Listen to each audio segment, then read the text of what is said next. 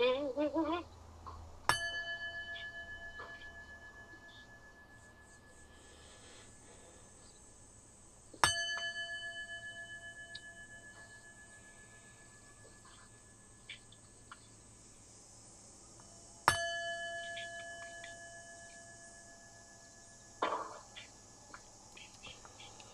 à toutes, bonjour à tous. Nous sommes le 14 juillet 2019, le jour de la fête nationale. Alors nous verrons bien comment les soldats vont saluer le chef des armées aujourd'hui. Peut-être un autre scandale en prévision. De toute façon, ça ne change rien, puisque cet homme-là n'écoute personne. Alors, aujourd'hui c'est la suite, c'est la 4e partie sur la maladie de Lyme, qui est cette maladie qui est pratiquement aujourd'hui endémique, puisqu'elle touche à peu près 500 000 personnes par an aux États-Unis. Alors 500 000 plus 500 000 plus 500 000, vous verrez que sur les 328 millions d'habitants aux États-Unis, ça va faire vite. Hein. Tout le monde sera dans les 5 ou 10 ans, tous contaminés. Ils seront tous contaminés, inévitablement. Alors Louloute, elle est en train de pâtisser, donc elle ne pourra pas beaucoup parler. Elle va vous dire bonjour quand même. Oui, juste un petit bonjour et puis un bon dimanche pour tout le monde. Et puis voilà. Et puis voilà. Je continue à pâtisser. Alors elle est dans la cuisine là. Tu fais pas trop de bruit avec tes casseroles s'il te plaît. Tu veux complètement siffler. Ok, allez, tu dis au revoir à nos amis. Au revoir. Moi je lui coupe le sifflet comme elle m'a demandé parce que sinon elle va faire trop de bruit. Mais elle écoute toujours. C'est la plus fidèle auditrice. Allez, c'est parti. Alors la dernière fois, nous nous étions arrêtés à la page 30. Il y a encore une vingtaine de pages d'études. Alors, je disais que dans les années passées, on disait souvent aux patients souffrant de la maladie de Lyme que leur problème était psychiatrique. En substance, les symptômes étaient tout dans leur tête. Et ça, vous êtes témoins, vous qui êtes des personnes atteintes, que c'est un véritable parcours du combattant pour faire reconnaître cette maladie de Lyme et l'existence de vos symptômes qui ne sont pas psychologiques. Vous n'êtes pas forcément des hypocondriaques. Vous êtes véritablement touché par un mal invisible que les médecins ne sont pas habitués à reconnaître. Donc on disait de vous que vous aviez tout dans la tête et les psychologues et les psychiatres ont bien contribué à ce déni de la science sans le vouloir. On ne peut pas leur imputer la faute, c'est-à-dire qu'on leur envoie des personnes qui sont en état de dépression ou qui ont des bouffées délirantes selon les médecins, qui n'ont pas été capables d'identifier que ces bouffées n'étaient pas des bouffées délirantes, mais des conséquences d'une maladie grave et invisible. Et eux, ils emboîtent le pas sans réfléchir. Ah on m'envoie un malade, je vais le traiter, comme tous les malades. Sans tenir compte, évidemment, d'une réflexion de base, c'est-à-dire reprendre le cas du sujet à ses débuts et ne pas avoir un a priori selon lequel il serait déjà à moitié dingo et qu'il faudrait le traiter pour ça. Donc là-dessus, les psychologues et les psychiatres vont abonder dans le sens d'une science incapable de reconnaître la science et ils vont entretenir, malgré eux, puisqu'ils ne savent pas, puisqu'on leur a donné ces patients, ils vont entretenir une fausse pathologie en allant chercher, se triturer l'esprit, surtout pour les psychologues. On va se triturer l'esprit, on va chercher si c'est pas dans votre enfance, ou c'est pas votre maman, ou qui était une obsessionnelle perverse, ou si c'était pas votre papa qui vous aurait abusé et qui justifierait toutes ces douleurs que vous développez aujourd'hui. Et ils vont se trouver des justifications, c'est un petit peu comme les historiens de l'art, qui, quand ils sont très arrogants et très prétentieux, vont inventer vont inventer une histoire qui leur convient à eux, mais qui n'est pas nécessairement l'histoire. Donc c'est toujours pareil, c'est toujours des conflits d'ego. Moi je suis celui-ci, ou toi tu es celui-là, je suis au-dessus de toi puisque tu viens me voir pour te faire soigner, et si tu viens me voir pour te faire soigner, c'est que vraiment tu as un problème dans la tête. Or c'est pas dans la tête qu'il est le problème concernant la maladie de Lyme. Le problème, il est dans le corps tout entier, mais comme je l'ai expliqué, c'est pour ça que la psychologie, c'est une discipline qui a du bon, mais qui a beaucoup de mauvais, parce qu'elle est loin de la science. Elle est trop loin de la science, elle est trop loin de la médecine. Et elle existe depuis quand? Depuis Freud, hein, depuis la fin du 19e, début 20e. Ça veut dire que une science de l'esprit qui n'est pas véritablement une science, qui sont des approximations, qui sont des études qui ne sont pas plus que littéraires pour moi, et qui sont gonflées d'un ego surdimensionné pour se prendre pour des soignants, alors que si certains sont excellents et peuvent faire de très bonnes choses parce qu'ils ont une approche scientifique solide, avec des bases médicales solides, eh bien, il y en a d'autres qui sont comme vous et moi, et qui vont avoir des a priori, et qui vont décider de ce dont vous souffrez, ou pas. Mais si on ne tient pas compte de la science, eh bien, ces gens-là, tout persuadés qu'ils sont d'avoir raison, eh bien, ils ont à 100% tort, parce qu'ils ne connaissent pas le fonctionnement du corps. Alors, les médecins, psychiatres, psychologues, ne peuvent pas guérir ce qu'ils ne comprennent pas.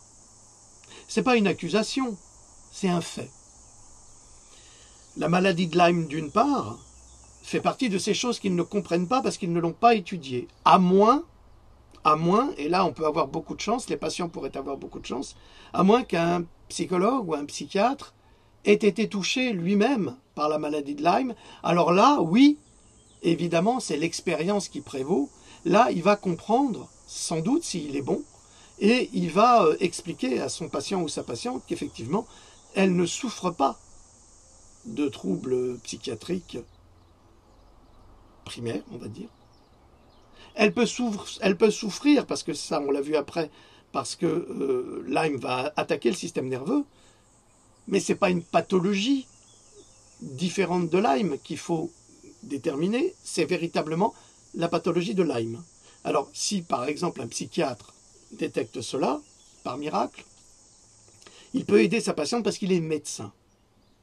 Mais un psychologue, il ne peut pas aller voir le médecin qui lui a envoyé un fou ou une folle en disant « Écoutez, elle n'est pas folle du tout, elle souffre vraiment, donc c'est à vous de faire ce travail. » Et le médecin va dire bah, « Attendez, vous n'êtes pas médecin, vous n'avez pas à me dire ce que j'ai à faire. » Donc c'est toujours la même chose, des conflits d'ego qui font qu'on n'arrive pas à trouver des solutions. Et ça, c'est dramatique, et c'est ce que vivent tous les jours les patients atteints de la maladie de Lyme. Donc, patients, victimes, s'il vous plaît, témoignez sous la vidéo, témoignez, donnez votre témoignage, racontez votre histoire, parce que si vous racontez votre histoire, vous pourrez aider les suivants, vous pourrez même aider des soignants qui sont peut-être en train de suivre actuellement cette capsule, sait-on jamais, je leur souhaite. On n'est pas là pour briller, au contraire, on est là pour aider, pour apporter une expertise, et c'est la vôtre qui est la plus importante, puisque c'est l'expérience, l'étude de la science, c'est aussi l'étude de l'expérience vécue des patients, et l'expérience ratée de certains médecins, ou l'expérience réussie de certains médecins. Donc c'est ça, la science. C'est l'étude des effets et des conséquences. Alors je reprends. Médecins, psychiatres, psychologues ne peuvent pas guérir ce qu'ils ne comprennent pas. La maladie de Lyme d'une part et les maladies auto-immunes qui ne font pas partie de leur univers. Quand vous avez un jeune médecin qui est habitué à traiter avec les protocoles, comme je vous l'ai dit, qui sont distribués par Big Pharma à la sécurité sociale, eh bien, il se retrouve devant une maladie de Lyme qui a, nous allons le voir immédiatement, une conséquence énorme, puisque ça peut développer plein de types de maladies. des maladies qui ressemblent à s'y méprendre également aux conséquences de certaines vaccinations. Donc ça fait un masque terrible, terrible. Vous avez la maladie de Lyme, vous avez les effets secondaires des vaccinations, vous avez même certains effets secondaires de certains médicaments, parce qu'il n'y a pas que les vaccinations, c'est tout l'univers de Big Pharma qui est à remettre en question et qui est une industrie de l'argent, avant d'être une industrie du soin. Vous avez une quantité, mais c'est pas moi qui le dis, vous avez ici ce livre, le guide des 4000 médicaments utiles et inutiles ou dangereux des professeurs Even et Debré. C'est pas moi qui le dis, c'est pas moi qui l'invente, je suis pas là pour inventer des choses, je suis là simplement pour vous indiquer que ce qui est marqué d'ailleurs sur les notices, hein. Si vous regardez les notices des médicaments, je me souviens que il y a quelques années, j'avais été voir un ami médecin pour une pathologie qui était liée à Lyme, et il voulait me donner un type d'anti-inflammatoire, et j'ai regardé et je lui ai dit, mais attends, il y a 8 pages d'effets secondaires. Alors il me dit, ah mais si tu regardes tous les médicaments, alors on n'en donnerait plus à personne. Et ben c'est un petit peu le cas. C'est un petit peu le cas. Parfois, tous ces médicaments, regardez les anti-inflammatoires comme l'ibuprofène. L'ibuprofène aujourd'hui pose énormément de problèmes. L'oméprazole de la même façon. Vous avez une quantité les opiacés. Les opiacés font des morts en cascade aux États-Unis. Ça commence à venir ici. Donc, et on en a donné beaucoup. Souvenez-vous de l'affaire du Vioxx, dont je parle dans mes livres. Le Vioxx du laboratoire Merck, qui a quand même tué et répertorié seulement plus de 60 000 personnes aux États-Unis. Et on m'en avait donné du Vioxx quand je suis sorti de l'hôpital il y a 20 ans. Et j'ai tout de suite senti que ça n'allait pas au niveau du cœur. Évidemment, ça provoquait des arrêts cardiaques. Donc c'était à la fois un anti-inflammatoire dans lequel on avait mis de l'oméprazole ou équivalent, plus d'autres molécules, et qui avaient des conséquences dramatiques sur les patients. Donc il a fallu attendre 60 000 décès aux États-Unis pour que, alors que le laboratoire le savait, hein, il le savait dès le départ, pour que le médicament soit retiré.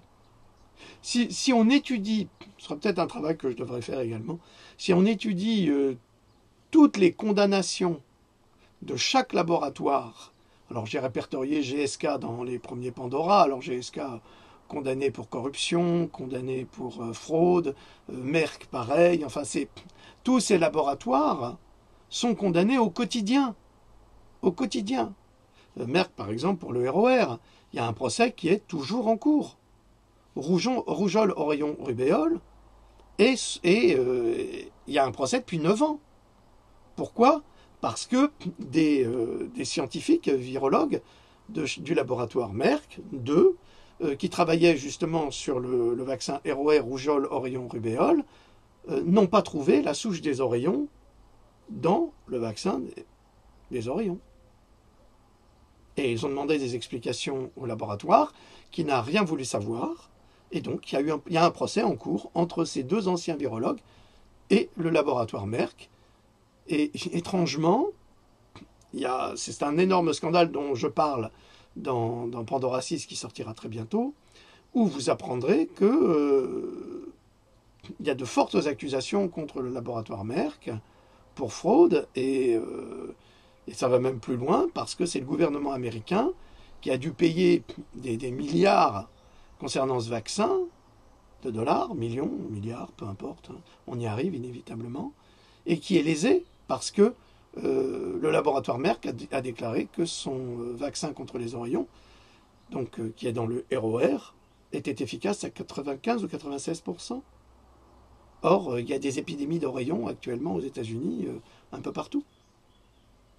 Et s'il n'y a pas l'antigène des oreillons dans le vaccin contre les oreillons, qu'est-ce qu'il y a ? Personne ne sait rien. Et c'est un petit peu ce qu'avait découvert dans une de mes précédentes capsules le laboratoire Corvella, scientifiques de laboratoire, et qui ont trouvé dans un vaccin qui n'avait absolument pas les souches prévues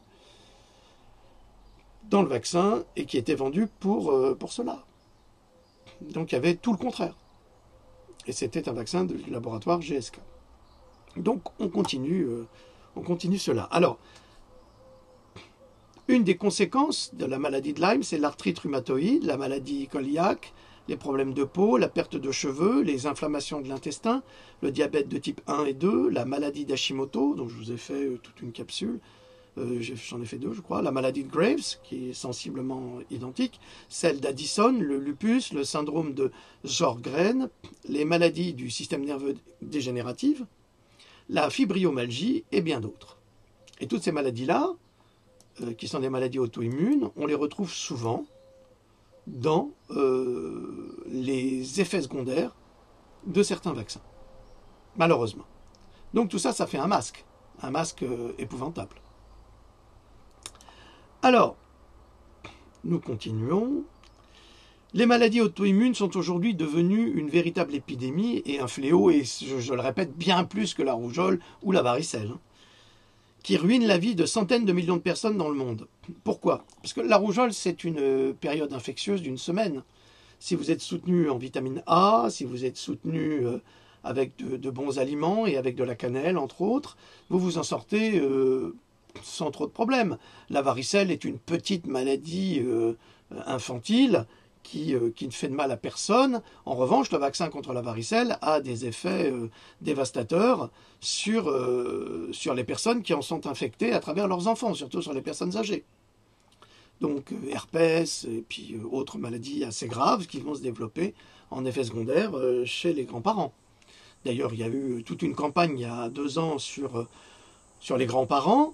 On disait il faut vous faire vacciner pour ne pas contaminer vos enfants, mais le problème c'est que le vaccin a eu des conséquences assez graves pour ces générations-là. On dirait vraiment qu'on a envie de tuer tout le monde là. Et toutes ces petites maladies infantiles ne sont pas des maladies qui peuvent vous tuer. Elles ont des effets secondaires chez les personnes adultes qui peuvent être très graves. Mais si on empêche systématiquement les enfants de développer une rougeole sauvage, et surtout en Occident, où il n'y a pas des problèmes de malnutrition, où il n'y a pas des problèmes d'eau sale, où il n'y a pas tous ces problèmes d'hygiène, où on peut conserver les aliments. Donc, il n'y a pas de raison de craindre la rougeole dans nos pays. En revanche, on peut craindre le vaccin qui est lourdement chargé en mercure, et cette accumulation de mercure qui ira directement dans le cerveau a, lui, des conséquences qui sont bien plus graves que d'attraper une simple rougeole. Or, aujourd'hui, on a constaté également que ceux qui contractent la rougeole, à plus de 40%, sont des gens qui contractent une rougeole vaccinale, qui n'est pas la rougeole sauvage, mais qui est une rougeole similaire. Vous comprenez? C'est là où il y a une fraude énorme. Mais, des médecins en médecine fonctionnelle qui pratiquent encore, des praticiens de santé qui ont dû résoudre leurs propres maladies auto-immunes, travaillent au quotidien pour tenter de trouver des solutions et aider les personnes atteintes, mais nous verrons cela dans un autre chapitre, car la découverte de la maladie de Lyme continue ici. Alors, actuellement aux États-Unis, ça va se passer la semaine prochaine, il va y avoir un consortium, un congrès de médecins et de pratiquants de santé, mais des professionnels. Moi, je ne vous parle que de science et que des professionnels. Je ne vous parle pas de farfelus qui vont voler le travail des autres. Je ne vous parle pas de ça, simplement pour se faire mousser. Je vous parle de professionnels de santé. Et c'est là-dessus que je me base. C'est pour ça qu'il faut comprendre mon message. Je me réfère toujours à la science et à la médecine. Je ne vais pas inventer n'importe quoi. Parce que dans l'invention du n'importe quoi, on a toujours une chance que ça peut marcher avec un patient. Même 10. Mais ça peut ne pas marcher avec 100, 100 000, 1 million. Et là, on engage une responsabilité qui est très grave. C'est contre cela que je m'insurge. Donc, je vais acheter ces conférences, je vais les étudier, et ensuite je vous en ferai part. Et c'est pour ça que Cogito, notre site, est fait, et c'est pour cela que vous avez contribué. D'ailleurs, j'ai reçu un message de PayPal qui disait qu'il y a eu un problème, donc les personnes n'ont pas pu donner.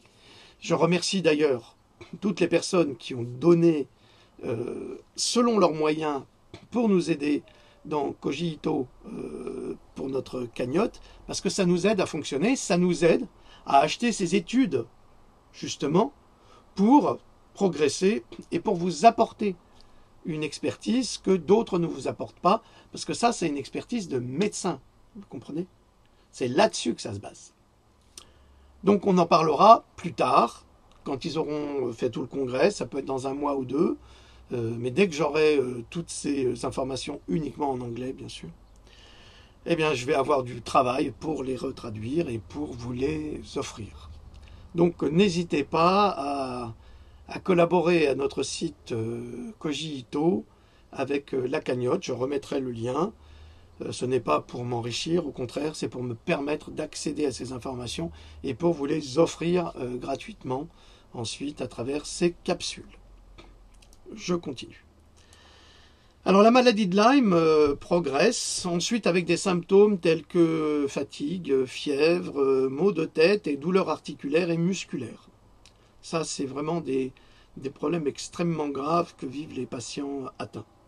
La maladie de Lyme peut alors évoluer vers des spasmes musculaires, et c'est un petit peu les conséquences que nous retrouvons à la suite du vaccin HPV. Une perte de coordination motrice, une paralysie intermittente, une méningite, et même des problèmes cardiaques. Alors, quand je parle du HPV, n'allez pas dire « Ah oui, en fait, non, c'est pas le vaccin, c'est la maladie de Lyme. » Non, pas du tout. C'est bien le vaccin, mais on a des symptômes similaires. Mais pas aussi violents, d'ailleurs, pas aussi violents. La maladie provoque généralement une douleur vague et dispersée, raison pour laquelle elle est souvent diagnostiquée à tort comme une fibromyalgie. Ça, après l'hépatite B, on la retrouve, après d'autres vaccins obligatoires, on la retrouve. Et elle est même diagnostiquée par des médecins expérimentés. C'est-à-dire qu'on va dire, bah voilà, vous avez une fibromyalgie.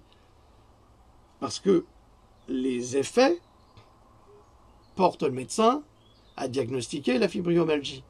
Mais il ne sait pas nécessairement que c'est une fibromyalgie qui est la conséquence d'une vaccination ou qui est la conséquence d'une maladie de Lyme. Vous comprenez? C'est du pain béni pour Big Pharma, ça. Parce qu'on met des doutes.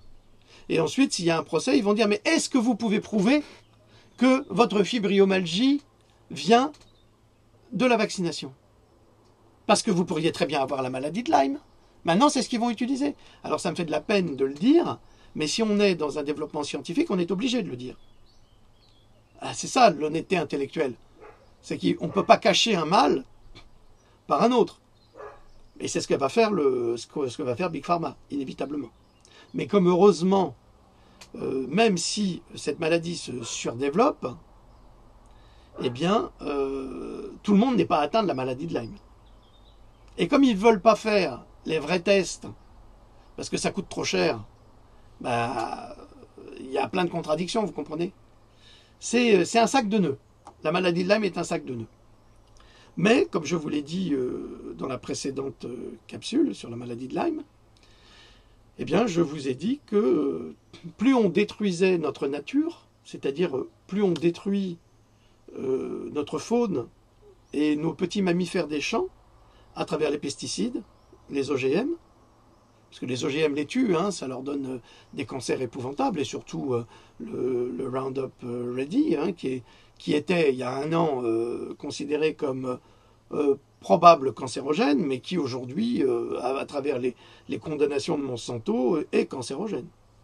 Et puis les études du professeur Gilles-Éric Serralini avec l'université de Caen, qui a véritablement prouvé les problèmes consécutifs au blé, par exemple, OGM, au maïs OGM, pardon, au maïs OGM et à l'utilisation des pesticides adéquates, donc glyphosate qui est contenu dans une formule particulière. Donc, à partir de là, si nous détruisons tous nos petits mulots, petites souris, petits rats des champs, qui eux sont des collecteurs de tiques, puisque ce sont les premières victimes des tiques, eh bien, les renards ou les prédateurs moyens, qui sont là pour nous débarrasser de ces petits mulots, par exemple, un renard peut manger jusqu'à 2500 mulots ou rats par an. Mais s'il n'y a plus de mulots ou de rats, Les tiques, ils vont où? S'il n'y a plus de renards, s'il n'y a plus de loups, s'il n'y a plus de lynx, s'il n'y a plus de prédateurs, ils vont où les tiques? Eh bien, ils vont sur les hommes. Parce que les tiques se nourrissent, sont des vampires, ils se nourrissent de notre sang. Donc, la première chose à faire, c'est de restaurer l'écologie. Est-ce que les écologistes français font cela? Une question que je leur pose. Parce que ça, c'est plus important qu'aller briller à la télévision. C'est ça qu'il faut faire. Ça ne sert à rien d'aller chez Amazon, Apple ou n'importe quoi pour manifester. C'est pas ça le problème. Le problème, c'est un problème de fond. C'est-à-dire qu'on va masquer le véritable problème, qui est le problème des pesticides et des OGM, qui ne sont pas là pour nourrir les humains, parce que ça les rend malades, il faut le savoir. Donc ça aussi, c'est du pain béni pour Big Pharma. Toute cette alimentation empoisonnée, parce que c'est empoisonné. Si les OGM étaient si bons pour la santé, pourquoi est-ce que c'est pas indiqué sur les produits de consommation? Pourquoi c'est pas indiqué fait avec des OGM? Pourquoi? Mais parce que si les gens savaient que c'était fait avec des OGM, ils n'achèteraient pas. Donc là-dessus, il y a une véritable imposture et un empoisonnement généralisé de l'espèce humaine et du vivant. Donc, le principal problème, si on veut lutter contre la maladie de Lyme, c'est pas les antibiotiques, c'est pas ça. C'est d'abord diminuer la population des tiques en favorisant, justement, la faune. Et en arrêtant d'assassiner les blaireaux, et en arrêtant de torturer les renards. C'est cela qu'il faut faire. Et en permettant aux sangliers de toujours se développer. Mais ils sont surdéveloppés, les sangliers. Il n'y a pas de souci. Le problème, c'est qu'ils n'ont pas assez de prédateurs. Ah oui, vous avez tué le loup. Vous tuez le loup. Vous croyez que le loup, il s'attaque aux moutons? Mais vous réfléchissez un petit peu. Le loup est un grand prédateur qui s'occupe des cerfs malades, qui s'occupe des sangliers, jamais des ours, parce que les ours, c'est des proies bien trop importantes. Hein. C'est très très difficile pour une meute de loups d'attaquer un ours, même si ça peut arriver, mais rarement. On n'a pas beaucoup de traces de cela. Mais les chasseurs, ouais, on va tuer des loups, c'est super. Ouais, on va tuer des renards, c'est super. Ouais, on va couper les pattes aux blaireaux, c'est génial. Mais qu'est-ce que ça peut vous foutre, les blaireaux, franchement? Qu'est-ce que ça peut vous foutre? Arrêtez d'assassiner cette faune. Eh bien, toute cette faune-là, c'est une faune à tiques. C'est-à-dire qu'on a besoin de ces animaux aussi pour cela.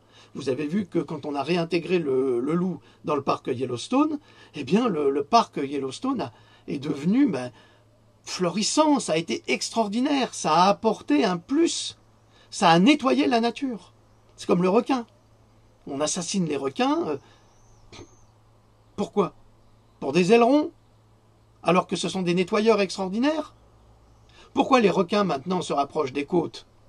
Tout simplement parce qu'il y a une surpêche, et parce que les humains sont des criminels, que dans leurs filets, ils tuent des baleines, des petites, ils tuent des dauphins, ils tuent des mammifères marins, ils assassinent toute une faune et toute une flore. Ça devrait être interdit. Eh bien non. Nous continuons à massacrer notre biotope, ce qui veut dire que nous nous assassinons nous-mêmes. Et si on n'a pas compris cela, alors on n'a rien compris et on est incapable de lutter contre ces nouvelles maladies apportées par ces minuscules prédateurs que sont les tiques. On ne va pas se balader avec un collier de pesticides comme on donne à nos chiens et chats. On ne peut pas faire ça. Parce que là, on va vraiment, nous aussi, mourir d'un cancer. Vous comprenez, tout cela est nécessairement imbriqué, et vous ne pouvez pas parler de la maladie de Lyme que du point de vue scientifique.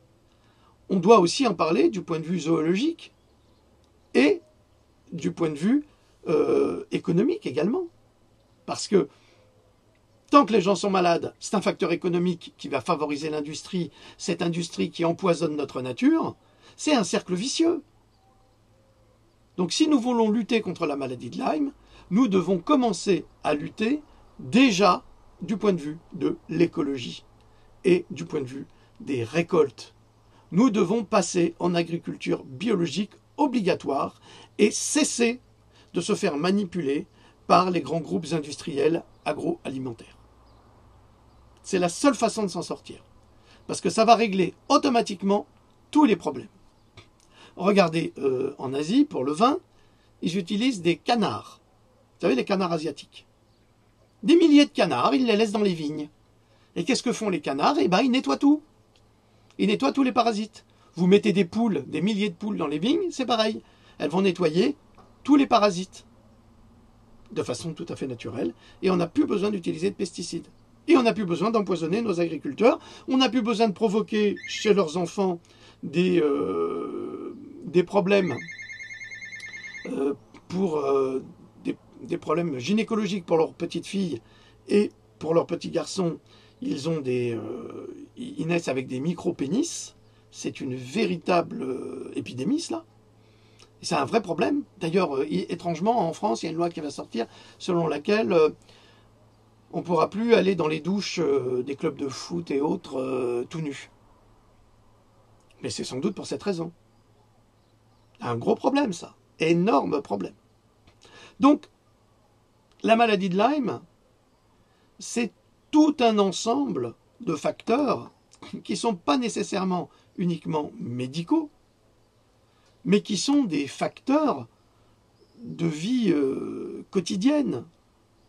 Alors, tous ces agriculteurs qui viennent pleurer qu'on leur retire leur glyphosate, mais on va leur faire des piqûres dans le derrière avec le glyphosate, et quand ils auront un cancer généralisé, eh ben, ils viendront pleurer « Ouais, je suis malade, moi. » Ben oui, t'es malade.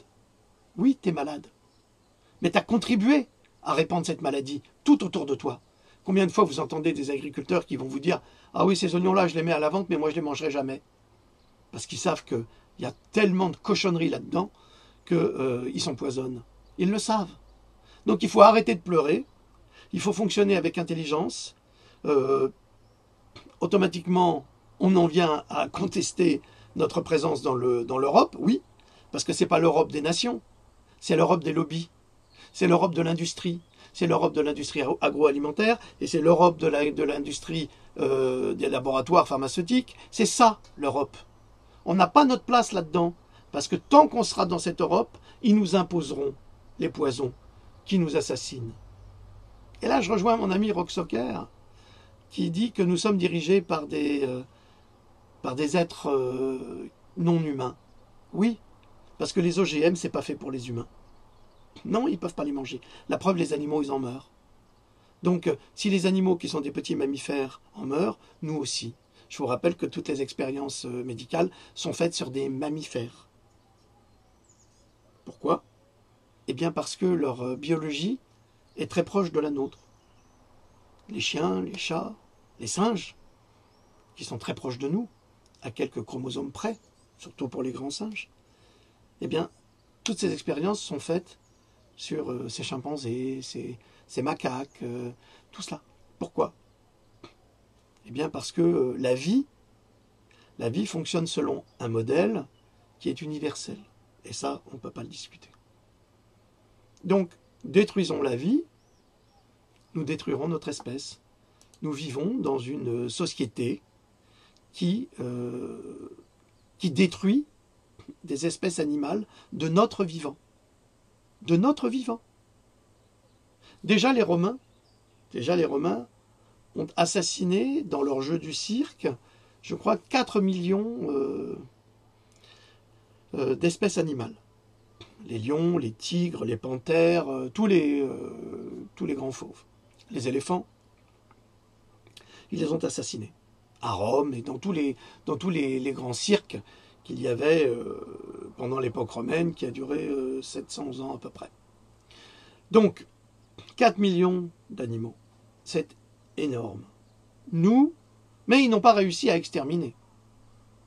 Bon, au XVIIIe siècle, on a exterminé le dodo, hein, c'est cet oiseau mythique dans le Pacifique. En Nouvelle-Zélande, quand les Maoris de Rapa Nui sont arrivés, il n'y a pas que ceux-là, il y en a d'autres, sont arrivés sur la Nouvelle-Zélande, qui était une terre inhabitée pendant des millions d'années, on avait des oiseaux qui ne savaient pas voler. Non, ils nichaient à même le sol. Eh bien, on avait également de très très grands oiseaux. Et ils ont tous été exterminés parce qu'ils ont été mangés, évidemment. Donc l'homme a commencé à dégrader son environnement. Et aujourd'hui, c'est pire. C'est pire que tout.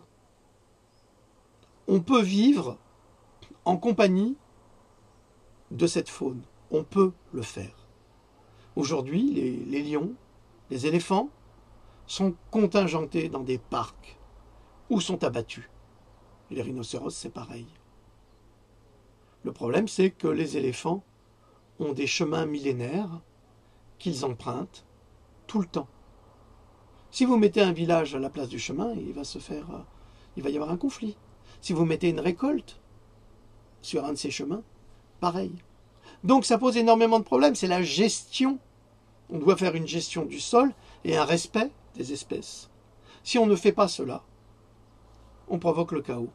Or aujourd'hui, tout ce qui est pesticides, tout ce qui est agriculture, provoque le chaos. Et le chaos, nous allons le ressentir et nous le ressentons à travers le développement de certaines maladies qui sont liées aux insectes, aux acariens, comme la maladie de Lyme, et d'autres pathologies graves avec les moustiques. Je vous rappelle quand même que l'animal qui tue le plus en Afrique aujourd'hui, c'est l'hippopotame, mais surtout, le premier, c'est le moustique. Donc, faites-vous votre opinion, essayez de comprendre que nous avons tous un rôle à jouer, et comme je le disais dans la précédente capsule, ils sont 1% à détruire la planète, nous sommes 99%, et j'ai l'intime conviction que c'est 99%, dont, on va dire, 5% d'être conscients, ne veulent pas détruire notre univers terrestre. Donc, il faut avoir une réflexion. Il ne faut pas se mettre derrière des écologistes qui ne sont là que pour entretenir le pouvoir des lobbies. Regardez comment Nicolas Hulot a géré son ministère. Il a été incapable de faire quoi que ce soit du point de vue écologique de valable. Incapable. On ne l'a pas laissé. Ils ont utilisé Nicolas Hulot, mais il a fini par démissionner parce qu'il avait les mains liées. Donc on ne peut pas faire d'écologie avec un pouvoir qui est dirigé par les lobbies. Donc, c'est pour ça que je fais confiance aux Gilets jaunes. C'est le peuple qui doit prendre le pouvoir pour inverser la vapeur tant qu'il en est encore possible. Parce que bientôt, il sera vraiment trop tard. Alors, je continue. Étrangement, un autre combat se mène dans l'ombre. Des chercheurs et des scientifiques ayant accumulé des preuves de la maladie de Lyme chronique, qui ne veut pas être reconnue par les institutions, je vous le signale, ont été délibérément exclus de toute mise en place d'un protocole de soins allopathique officiel par des médecins enquêteurs. Alors, qu'est-ce que ça veut dire? Ça veut dire que des chercheurs, des médecins-chercheurs, ont mis en place des protocoles allopathiques. Allopathiques, c'est-à-dire avec des antibiotiques. C'est-à-dire avec Big Pharma. Donc, au sein même de Big Pharma, il y a une scission. Parce que le protocole que eux avaient mis au point a été, par des médecins enquêteurs, mis de côté pour favoriser autre chose, pour surtout pas ne soigner les patients. C'est un combat industriel, hein. Ce n'est pas un combat médical, c'est un combat uniquement industriel. Alors, ils ont été exclus par des médecins enquêteurs qui ont rédigé des directives frauduleuses, c'est-à-dire des directives officielles frauduleuses. À tes souhaits. Comme celle de l'IDSA aux États-Unis, chacun présentait des conflits d'intérêts évidents, notamment des intérêts financiers liés à des sociétés pharmaceutiques, des tests de diagnostic et des brevets, ainsi que des contrats de consultation avec des sociétés d'assurance. Donc là, vous constatez que la maladie de Lyme, c'est lié à l'écologie, mais c'est lié également à l'industrie pharmaceutique. C'est énorme. C'est ça qu'il faut. Il faut vraiment prendre conscience que la maladie de Lyme ne se limite pas à la science. Elle se limite à énormément de facteurs qui sont tout autour et auxquels personne ne pense. On est vraiment dans l'exemple de la chaîne alimentaire. La chaîne alimentaire, eh bien, le petit se fait manger par un peu plus gros, et ainsi de suite. tout du long, et on arrive finalement au respect de la nature. Mais si vous brisez cette chaîne, eh bien il y a prolifération de l'un qui va engendrer des problèmes au niveau de la flore, au niveau de ci, au niveau de ça. C'est comme les serpents. Tout le monde a peur des serpents, je le comprends, c'est évident. Mais les serpents, et surtout en Afrique, ont un rôle à jouer. Ils ont un rôle essentiel à jouer. Si vous supprimez les serpents, eh bien, vous permettez à tous les rongeurs de se surdévelopper. Vous permettez à certains oiseaux de se surdévelopper. Malheureusement, nos oiseaux sont en grande souffrance et je vous l'ai déjà expliqué, il faut les nourrir parce que même en été, ils mangent autant qu'en hiver. Donc, ça veut dire qu'ils n'ont plus à manger. Et ça, c'est très important. Donc, c'est comme les serpents, il ne faut pas les tuer. Normalement, un serpent est rarement agressif, il ne fait que se défendre. En fait, il a peur de vous, le serpent. Donc, si vous voyez des couleuvres ou des vipères, laissez-les tranquilles, ces animaux vous laisseront tranquilles. Bon, évidemment, si vous mettez votre doigt dans un trou et il y a une vipère qui s'y est réfugiée, elle va voir vos doigts comme une prédation et elle va vous mordre. C'est évident. Et ce n'est pas pour autant qu'elle est méchante. Donc nous devons apprendre, et nous devons apprendre à nos enfants, à respecter la nature et à ne pas tuer les animaux qui vivent autour de nous, parce que c'est nous qui sommes invités à vivre autour d'eux, en fait. Eux, ils n'ont pas bougé, ils ont toujours été là. Mais si nous leur enlevons leur territoire, parce que on construit et on retire le territoire à tous ces animaux, où est-ce qu'ils vont après? Ils sont perdus. Alors la conséquence... Non, je peux pas Coco là, je te l'ai dit. Alors, la conséquence, c'est que les patients atteints de la maladie de Lyme sont à la fois méprisés et se voient refuser une couverture de santé par leur mutuelle sur le long terme. En fait, si quelqu'un a contracté une maladie de Lyme, il sera couvert, mais si elle devient chronique, alors il est hors de question qu'il soit pris en charge, car il coûte trop cher, pour des résultats, en fin de compte, très mitigés. Mais ça, c'est aux États-Unis, mais ça va venir en France inévitablement. C'est pour ça qu'ils ne veulent pas, en France, reconnaître la maladie de Lyme comme une maladie chronique. Voilà comment réfléchissent les compagnies d'assurance maladie aux États-Unis.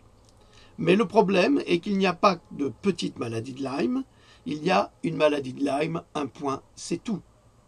Et elle est dégénérative, ils le savent, mais ils refusent de l'admettre. Parce que c'est de l'argent. La preuve, après l'infection initiale à travers la Borrelia spirochète, celle-ci peut échapper aux défenses de l'hôte, se séquestrer elle-même dans des sites immunitaires privilégiés tels que les articulations ou le système nerveux central et persister sous des formes pléomorphes, c'est-à-dire elle se maquille, elle se déguise. C'est ça la maladie invisible. La maladie de Lyme, c'est une véritable maladie invisible. Ce sont des bactéries intelligentes. C'est comme dans Merlin l'Enchanteur, vous vous souvenez, le merveilleux Merlin l'Enchanteur de Walt Disney, où dans le combat avec Madame Mime, Merlin se transforme en microbe, et puis après en virus, invisible, mais actif. Eh bien, la maladie de Lyme, c'est un petit peu ça. C'est un petit peu ces bactéries qui se maquillent pour qu'on ne les reconnaisse pas, mais qui ont été constituées pour détruire l'hôte dans lequel elles se greffent.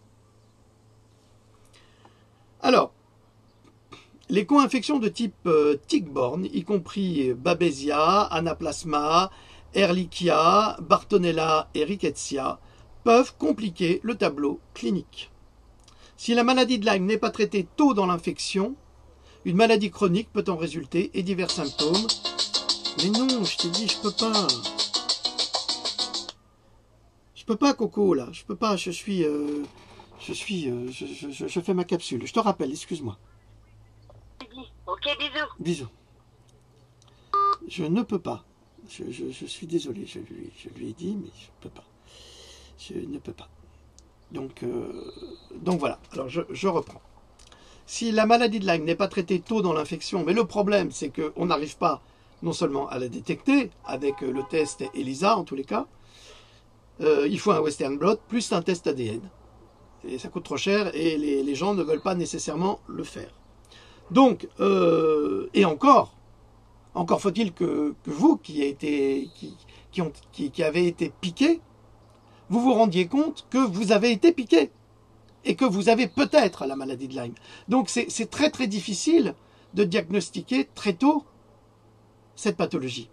Donc, ça peut se transformer en maladie chronique qui peut en résulter divers symptômes comme la fatigue et la fatigue chronique, des gens qui dorment pendant des heures, des douleurs musculo-squelettiques, de l'arthrite, maladie cardiaque, je l'ai déjà dit, des atteintes neurologiques avec neuropathie périphérique, méningite, on l'a aussi avec des vaccins, une encéphalite, une inflammation du cerveau, une névrite crânienne, donc des maux de tête constants, des dysfonctionnements cognitifs, des problèmes de mémoire.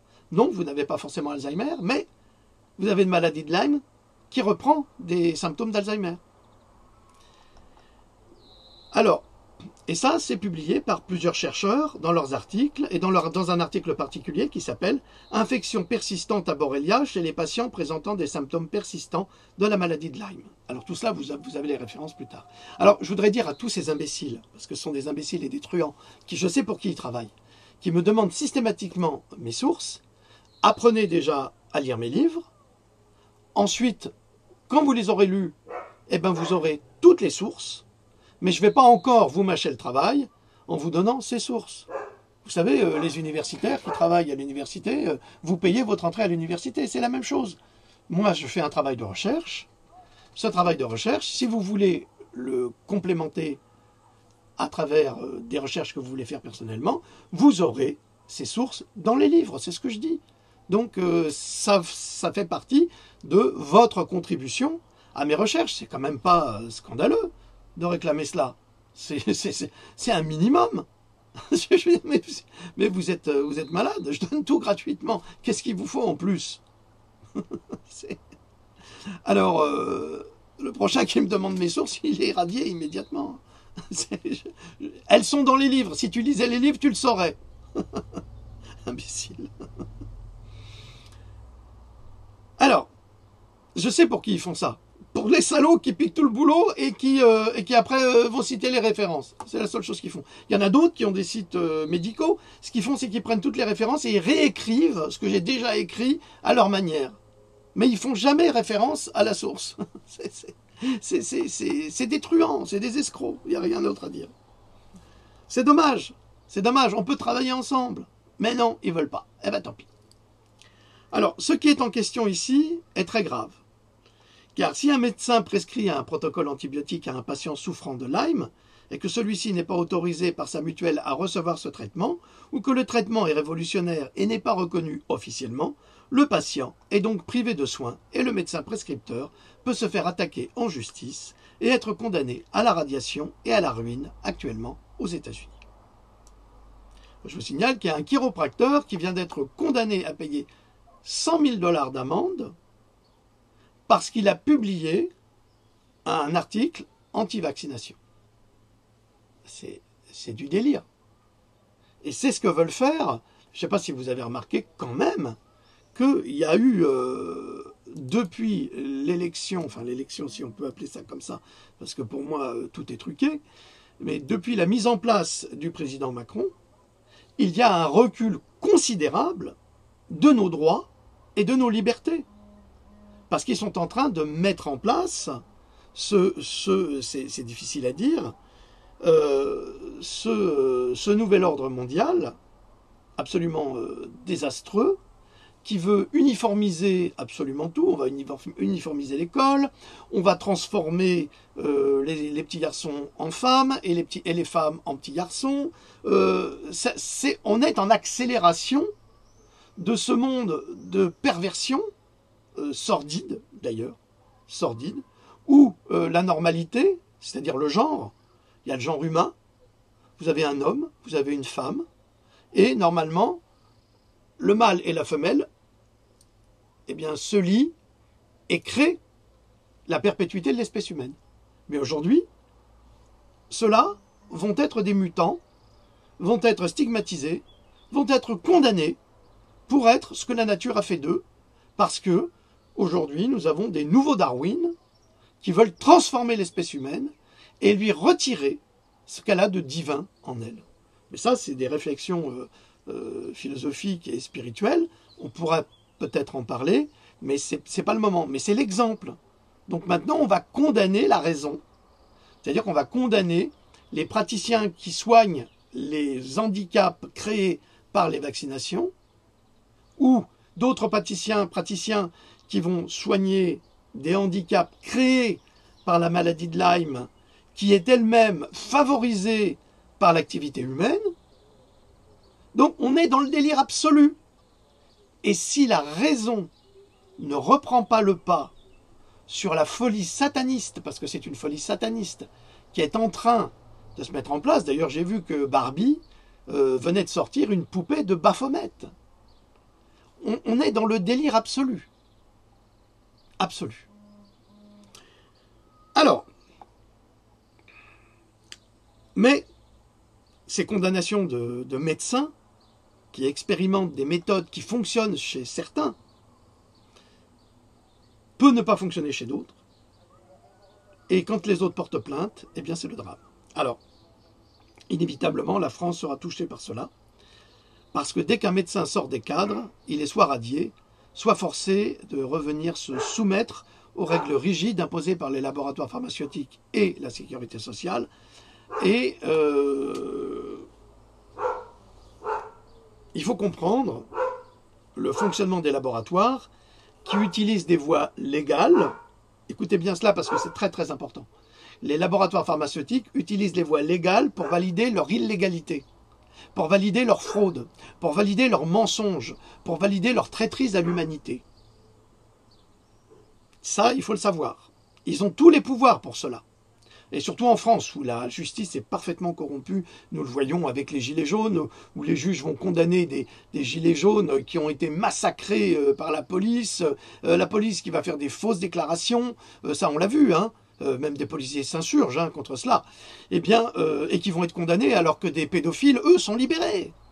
C'est comme en Espagne, 5 violeurs d'origine maghrébine ont violé une enfant de 14 ans, et ils ont été acquittés. On est dans le délire absolu. On est dans la société de la folie totale, où l'injustice prime sur la justice, et où la justice ne favorise que les escrocs millionnaires et milliardaires. Bon, je ne dirai pas le reste parce que ça ne sert à rien, je ne veux pas avoir de conflit là-dessus. Mais déjà, à Offenbourg, la semaine dernière, un homme de 75 ans s'est fait massacrer par un migrant qui criait Allahu Akbar. Alors je dis bien que ça n'engage absolument pas les musulmans, hein. C'est pas cela que je dis. Parce que les musulmans, on vit avec eux, ils vivent avec nous, on n'a pas de problème, mais on a des extrémistes qui sont motivés pour mener ces actions, qui sont des actions de terreur et qui sont absolument stupides. Et là, j'en appelle à nos frères musulmans de faire le ménage chez eux pour cela. Il faut le faire. Sinon, on ne pourra jamais vivre en harmonie. Or, notre devoir, c'est de vivre en harmonie avec cette humanité qui est la même, parce qu'on a le même sang. J'ai un groupe sanguin qui est le même qu'un de mes frères musulmans, qui soit musulman du Maghreb ou qui soit musulman d'Afrique. Nous avons le même sang. On peut se donner notre sang si nous sommes en rupture. Donc cela, c'est très très important. Donc nous devons apprendre à vivre ensemble, tous, et de la même manière. Alors, les laboratoires pharmaceutiques utilisent la loi pour valider leurs escroqueries. Tout comme le gouvernement et l'REM utilisent la loi pour valider ses mauvaises actions et son absolu manque de respect de notre Constitution. Oui, je sais, vous allez me dire, oui, il n'y en a plus de Constitution, peu importe. Alors, nous constatons que les pratiques mafieuses appliquées concernant la maladie de Lyme aujourd'hui sont les mêmes que l'on retrouve en pire concernant la vaccination. Grâce aux laboratoires et à leur lobbying, il y a désormais deux types de victimes, les malades, en premier lieu, et les médecins qui tentent de guérir leurs patients avec des traitements sortant de l'ordinaire imposé. Alors, je crois qu'il va y avoir une 5e capsule. Alors, comme vous le voyez, même si j'indique au niveau de la médecine allopathique qu'il y a de profondes lacunes, nous avons aussi des médecins extraordinaires qui font un travail de fond remarquable. Or, c'est pour cela que je m'insurge contre les farfelus qui se prennent pour des médecins et qui n'en sont pas, et qui peuvent faire beaucoup de dégâts avec leur prétention et leur arrogance à soigner, et peut-être à guérir certains patients, comme ce médecin, le docteur Joseph Jamsek, qui a utilisé des protocoles allopathiques et qui a sauvé des milliers de personnes de la maladie de Lyme, mais parmi ces personnes, il y en a d'autres qui ont terriblement souffert de ces traitements. C'est ça que j'essaye de dire, et c'est contre ça que, quelque part, vous me reprochez, mais qu'est-ce que vous avez contre tel ou un tel? Mais c'est cela que j'ai contre tel ou un tel. C'est que ce ne sont pas des médecins, ce ne sont pas des soignants. Ils ont pu aider certaines personnes, mais ils en ont handicapé d'autres. Et ça, ils le cachent. Donc, c'est ça qui est grave. Et c'est valable aussi pour certains médecins. Et c'est pour ça que je dis que nous devons faire confiance à des grands médecins, et pas à des farfelus, parce qu'ils n'ont pas de données scientifiques. Ils s'inventent des données scientifiques qu'ils vont prendre ici, qu'ils vont piquer là, mais ce ne sont pas pour autant des médecins et des soignants. Donc, chaque personne qui s'autorise à soigner et à tenter de guérir un sujet devrait faire des tests d'ADN, devrait faire des tests sanguins très aboutis pour savoir à quel apprenti sorcier il va jouer. Tout comme les médecins sont obligés, devraient être obligés, de faire des tests sanguins, des tests ADN pour vérifier si la chimiothérapie qu'on va donner à ces patients est supportée. Or, nous savons que certaines chimiothérapies tuent certains patients. Je l'ai publié dans Pandora. Je vous ai dit, j'ai tout écrit sur le cancer. Et scientifiquement, attention. Donc c'est cela qui m'inquiète, parce que je suis inquiet pour les gens qui souffrent. Nous ne devons pas nous amuser à jouer au docteur avec des personnes souffrantes. Nous avons une responsabilité. Cette responsabilité, c'est de faire confiance à des médecins éveillés qui savent très bien ce qu'ils font et qui ont été formés pour cela. Pas à des autodidactes farfelus qui se prennent eux-mêmes pour des médecins qu'ils ne sont pas. Et je le dis à tous ceux qui les suivent et qui veulent me donner des leçons, moi je n'ai pas de leçons à vous donner. Je n'ai pas de leçons à vous donner, je ne respecte qu'une chose, c'est la science, la vraie. C'est tout. Et mon travail, c'est cela. Voilà, je vous remercie de votre écoute. Louloute, elle faisait du bruit avec ses casseroles, donc elle a raccroché. Donc elle vous salue. Nous vous saluons tous en famille. Profitez bien de votre été. Les crèmes solaires, évidemment, c'est très mauvais pour la santé. Vous le savez, hein, 50 millions de consommateurs l'ont publié.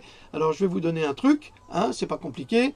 C'est 50% graisse de coco, 50% huile d'avocat. Normalement, ça fait un excellent écran solaire. Voilà, je vous remercie pour tout. Normalement, hein, je dis bien. Hein. Bon, ça ne veut pas dire que vous pouvez rester des heures en plein cagnard avec toutes ces chemtrails et toutes ces particules d'aluminium qui vont renforcer et qui vont vraiment brûler votre peau. Hein. Donc faites attention, protégez-vous. Et surtout, hydratez-vous. Merci pour votre écoute. Je vous dis à la prochaine. Salut!